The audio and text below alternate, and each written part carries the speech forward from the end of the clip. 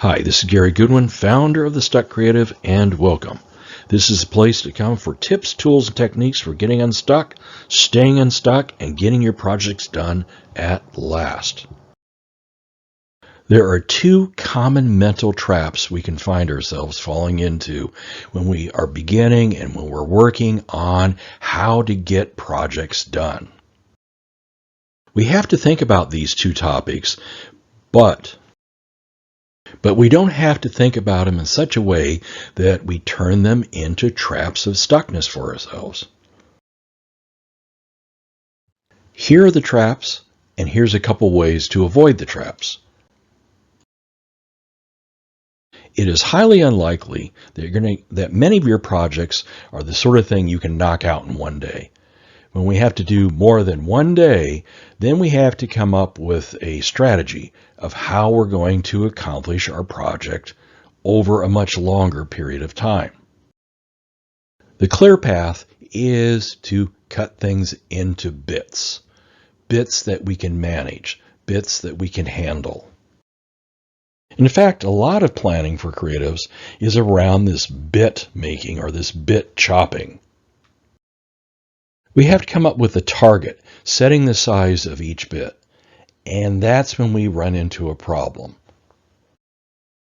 We can be the world's greatest, bit target maker or chopper, but if we mess this up, this will mess up our ability to progress, to move our projects forward, to get them done. The first bit that we're going to be chopping, at least for many of us, will be thoughts around time. We ask ourselves, given a typical day, what's a reasonable amount of time that, if everything goes well, that I can allocate to working on my project? Is it going to be 2 hours, an hour, 30 minutes? What is the typical amount that I'm trying to get a hold of to get something done? Soon, we take what we consider a target based upon our experience, based upon talking to other people, and also some intuition about what makes sense, how much time makes sense, and what we generally think we'll have available. We take that, it's a target, but we take the target and we change it to a rule, an inflexible rule. Here's the target and the inflexible rule. It goes something like this. To get anything done, I need at least, fill in the blank, say 2 hours of time. Again, to get anything done, I need at least 2 hours of time. That makes sense, and it's innocent enough, and it makes sense. But there's a problem. Let me just reword it a little bit, and you're going to see the problem. I start off with, to get anything done, I need at least, say, 2 hours of time. And it ends up in our head as, if I don't have at least 2 hours of time, I can't do anything. That's a big difference. And it morphs just a little bit more, and this is what ends up in our head.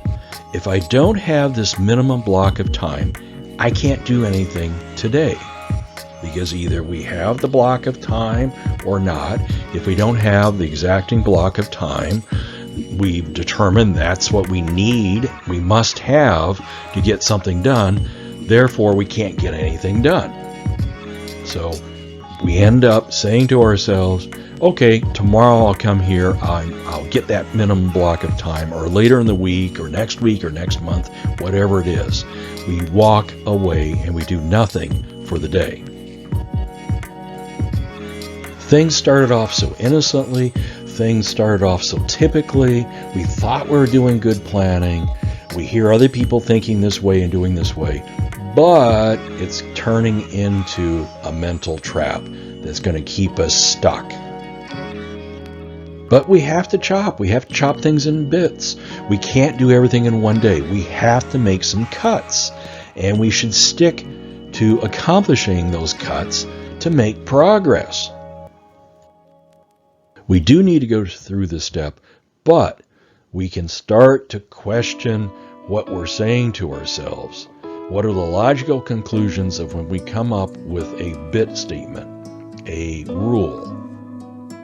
Looking into what we've come up with, the first assumption that comes along with our bit is I can't do anything unless I have the targeted amount.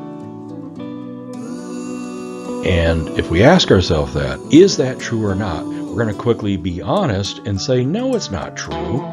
So I set 2 hours as my bit of time that I want. I'll say I want, I desire. That's my target. It's not what I absolutely need, because I can get things done in smaller increments. You can't tell me I can't get anything done in 1 hour, or a half an hour, or an hour and a half, or 1 hour and 55 minutes, rather than the full 2 hours. I can get things done.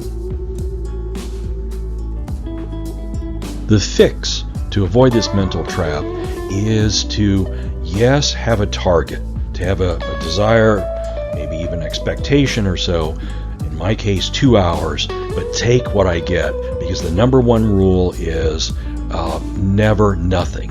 In other words, never pass up an opportunity to work. We need it as stuck creatives to get unstuck.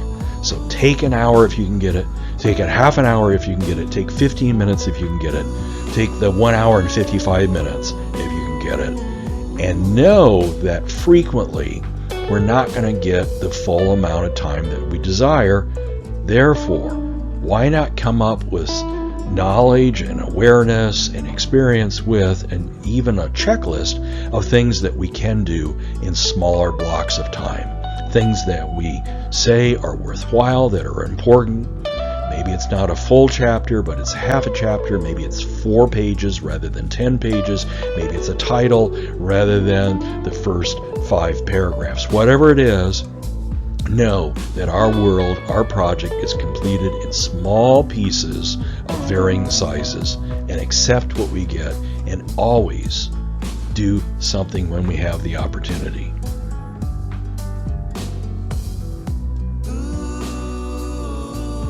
We need to return to our planning of how we're going to handle our complex projects or complex work.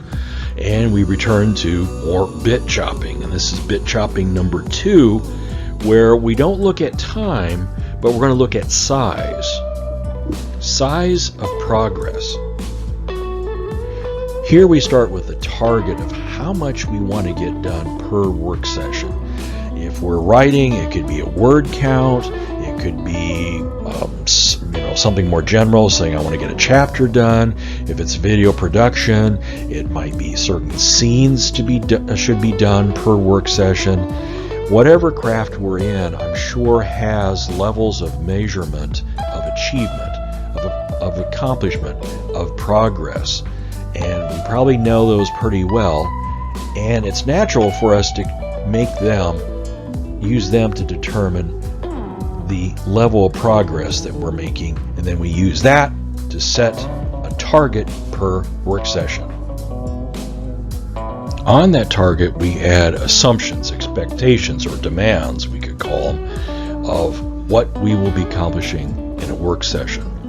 And when the demands aren't met, then we have a certain response, just like we had with when time demands aren't met. And here comes the demand that causes stuckness.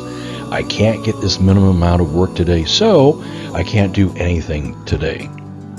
And following one of the top rules of getting unstuck and staying unstuck is it can be never nothing. We need to take the opportunity to work when it's there, regardless if it meets all of our demands. And when we question, and if we're honest, yes, we can get something done. We can get half the amount, a quarter of the amount, but at least we can get something done. Again, we need to accept what we can get and keep progressing, keep moving things forward, and we should expect to get less than our demands. And beyond that, as I said earlier, we should plan for it. We should have back pocket or a checklist that we can immediately go into when we find ourselves frequently with less than what we're demanding. And that's it for today. Thank you for being here. This is Gary Goodwin, founder of The Stuck Creative. And I will see you next time.